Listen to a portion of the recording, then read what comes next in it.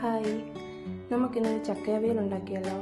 അതിനായിട്ട് പച്ചക്കറികളെല്ലാം അരിഞ്ഞു വെച്ചിട്ടുണ്ട്. പിന്നെ ചക്ക, അരപ്പിനുള്ള തേങ്ങ, ചെറിയുള്ളി, ജീരകം, പിന്നെ വാളംപുളി വെള്ളത്തിലിട്ടിട്ടുണ്ട്. ഇത് നമുക്കിനി മഞ്ഞളും ഉപ്പും ചേർത്ത് അടുപ്പിൽ വേഗം വെക്കാം.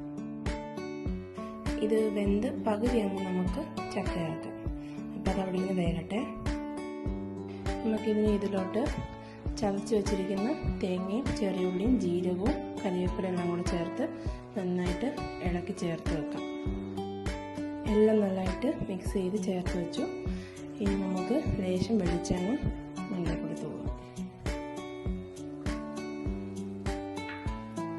എന്നിട്ട് നമ്മൾ ഫ്ലെയിം ഓഫ് ചെയ്തിട്ട് അടച്ചു വെക്കാം.